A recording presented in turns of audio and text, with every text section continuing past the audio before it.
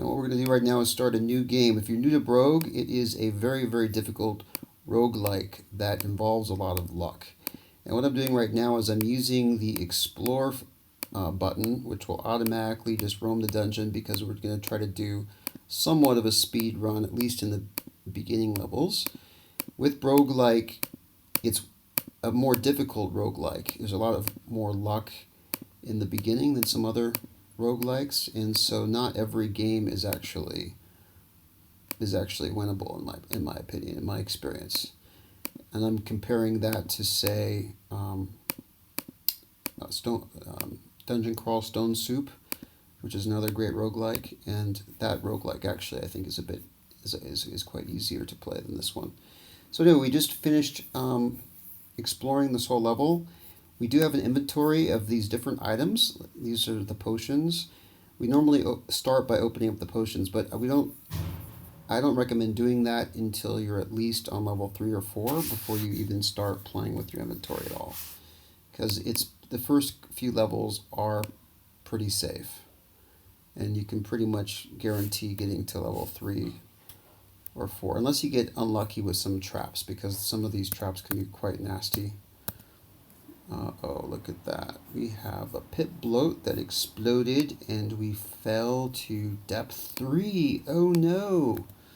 So there we go. We're picking up some of this. The microphone looks like it's going to be picking up the keyboard sounds. I don't have an external mic right now for this first Let's Play that I'm doing for you guys. Alright, so we got a kobold over there, a jackal. Over here we have a rat. There's another rat behind us. So we're just pretty much clearing everything. Goblin conjurers can be quite dangerous if you don't kill them quickly.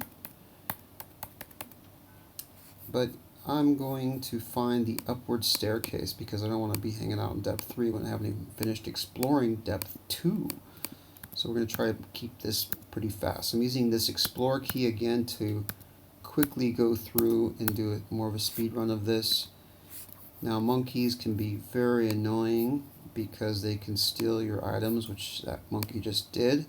So I'm throwing a dart at it, going over here again, another dart, throwing it to the monkey, boom, again, throwing dart to the monkey, boom. So we killed the monkey with our darts, we got back the potion he stole, and now we're going to go kill that rat over there. And we are... it's a good idea to always back up into a doorway when you're fighting groups of monsters. That way they can't surround you. So we're able to fight them all one by one like that. And if you're in a room, you can hit search. Sometimes that can reveal hidden passages. In this case, it doesn't. So we're going to go and search. So there's a door right there. There's another jackal. Jackals are pretty weak. The beginning game we've got jackals, rats, and yeah, as we see, you'll see different weaker enemies in the early game. Okay, here we go. Yeah, gnomes are going to be the next level of difficulty, which we'll start to see those later. But we got to go back to level 2. What am I doing? I'm going to go back to level 2. One other thing to be efficient and not spend so much time on each level is because you have a limited amount of food. And if you run out of food, this nutrition bar goes down, and when it hits 0, you're dead. It starts you off in the game with a couple of rations of food, but you don't want to spend a lot of time on these levels.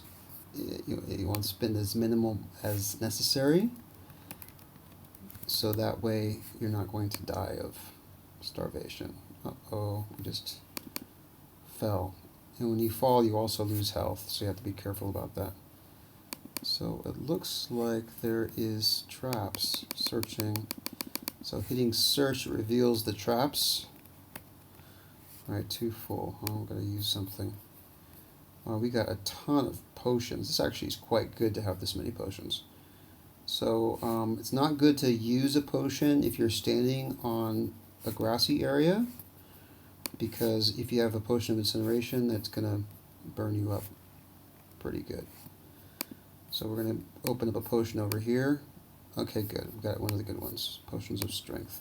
This actually is probably one of the most important potions of the game, because without strength, you can't use the better armor and better weapons.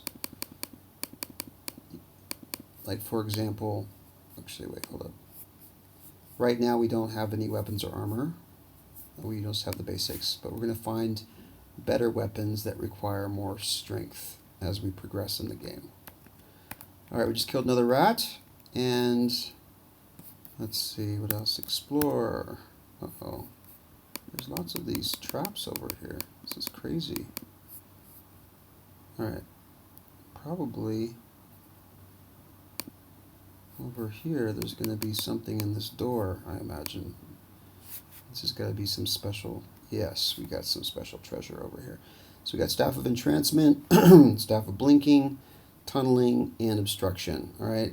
Entrancement, this will basically make the creature mirror your movements. So you can have enemies go into lava and things like that, which is very helpful. Staff of Blinking is great for escape. Staff of Tunneling, you can go through many of these walls. Not all the walls, like many walls around treasure rooms you can't tunnel through, but this is good to create escape avenues and things. And Staff of Obstruction, also good for escape. In this case, I think the most useful for my playstyle right now is going to be Staff of Blinking. So we need to create more inventory space. Let's see, we're going to use a potion probably. Let's see, what potion is this? Detect Magic. Ooh. Normally we don't get so many of them so soon. So Detect Magic, what that does is go through your entire inventory and the entire map and tells you which items are good, which items are bad, which items are cursed, or which items are benevolent and good for you. So the blue are the good ones. So we know now that all of these potions in our inventory that are blue are good, and all the red ones are bad. And it looks like all our scrolls are quite good, so that's good. Now, I'm a little bit bummed to open the Detect Magic on a level that's already been mostly explored, but it looks like we've got some more good magic items up here. So it does mark on the map where there's more items. So we're going to go back over here. And let's see, is there any... Oh no, we still plunged in another hole in the ground. So annoying. Okay, so we're going to go back up again. And we're going to do a search to make sure that we find the rest of the traps so we don't fall down. Let me go search. All right, search some more. Search. Good. All right, so we've passed the danger area with the pits, so we gotta make more inventory space. Search over here first. Okay. Alright, so we're going to open up one of our potions again. So these are bad ones. So one thing good about bad potions, the reason you don't want to drop them, is because you can throw these at your enemy and they can explode. Like if it was confusion, it would give confusion gas, or paralysis gas, or incendiary creates a fire. So it's all pretty useful. But right now we're going to open up another one of the good ones. So that's invisibility. So we now know that the other one is invisibility. Not too full again. What the hell? You have to always be drinking these potions, I guess. See, we can also use the scrolls, but I don't like using scrolls, unidentified scrolls, until I have better equipment. So we'll just end up using another one of the, let's see, what's that? Levitation, okay. So levitation means you can walk over the pits. You don't have to worry about falling, but you have a limited amount of time. So right now we're invisible and we're levitating, and when these go down to 0, you know that you run out. Okay, so we're going back over here to pick up this last scroll.